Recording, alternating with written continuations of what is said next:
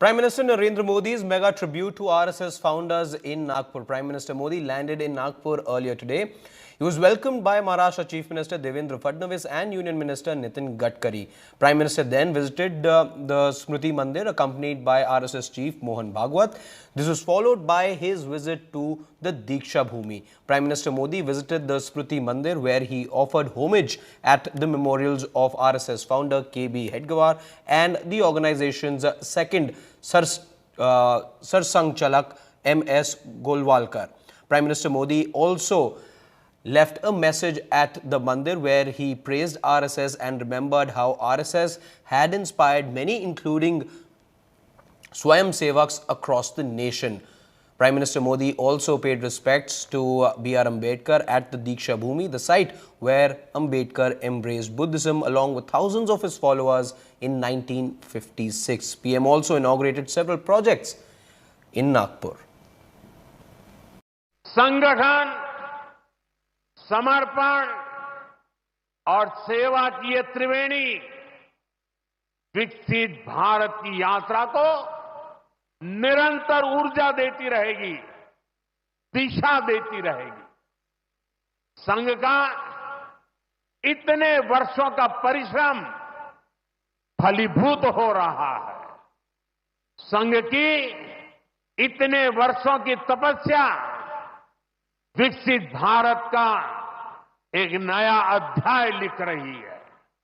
साथियों, जब संघ की स्थापना हुई तब भारत की हालत भी अलग थी और हालात भी अलग था।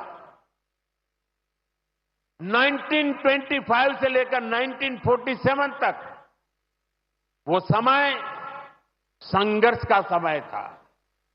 आजादी का बड़ा लक्ष्य देश के सामने था।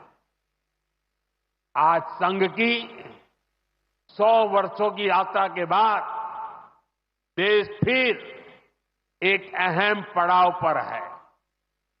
2025 से 2047 तक ये महत्वपूर्ण कालखंड, इस कालखंड में एक बार फिर बड़े लक्ष्य हमारे सामने हैं। हमें अपने परिश्रम को बनाए रखना है। हमें विकसित भारत के स्वप्न को साकार करना है। वो अंग्रेजी कानून जिन्हें भारत के लोगों को नीचा दिखाने के लिए बनाया गया था, देश ने उन्हें बदल दिया है। गुलामी की सोच से बनी दंड संहिता की जगह अब भारतीय न्याय संहिता लागू हुई है।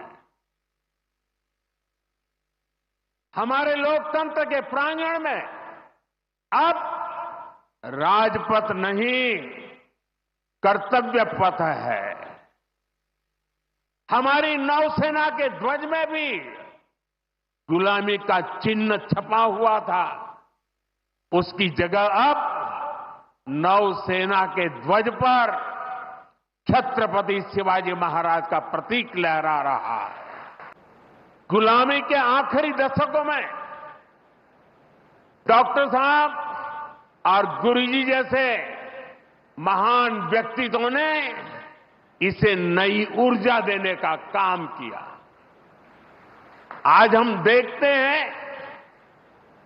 राष्ट्रीय चेतना के संरक्षण और संवर्धन के लिए जो विचार बीज 100 साल पहले बोला गया, वो महान वटवृक्ष के रूप में आज दुनिया के सामने है। सिद्धांत और आदर्श इस वटवृक्ष को ऊंचाई देते हैं। लाखों करोड़ों स्वयंसेवक इसकी टहनी, ये कोई साधारण वटवृक्ष नहीं, राष्ट्रीय स्वयंसेवक संघ भारत की अमर संस्कृति का आधुनिक अक्षय वट है। ये अक्षय वट आज भारतीय संस्कृति को, हमारे राष्ट्र की चेतना को निरंतर ऊर्जावान बना रहा है। एक तो समाज के प्रति प्रेम है और दूसरे तो वास्तव में समाज में सबको ही दृष्टि देनी है। चर्म चक्षुओं की दृष्टि से संपन्न या उससे रहित ऐसे समाज के लोग दो प्रकार के हैं।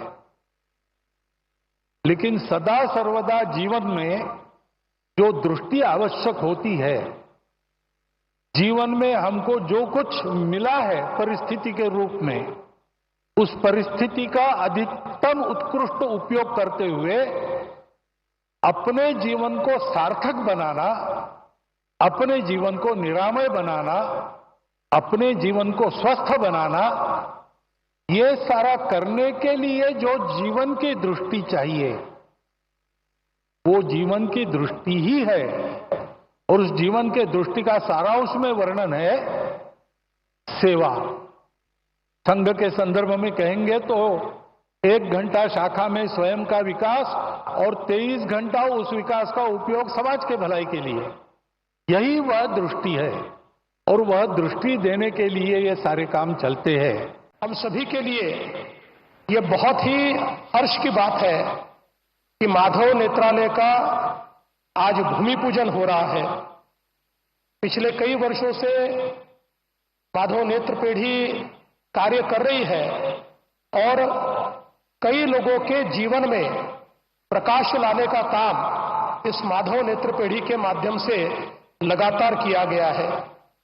हम सभी लोग जानते हैं कि दृष्टि ये ईश्वर ने दी हुई सबसे बड़ी सौगात है और दृष्टिहीनों को दृष्टि देना, इससे और बड़ी कोई भी सेवा नहीं हो सकती। और हमारे स्वयंसेवकों ने पिछले 30 वर्षों से निरंतर ये सेवा जारी रखी है और इसमें लगातार इजाफा भी हो रहा है। मैं 2 बार मरता हुआ, 2 बार पहले आता सोना 2000 में पहले इससे अभी दूसरा बार है, इसमें 2 बार आपके साथ मरता हुआ ऐसा बताया। हाँ, तो बहुत धन्यवाद बोला।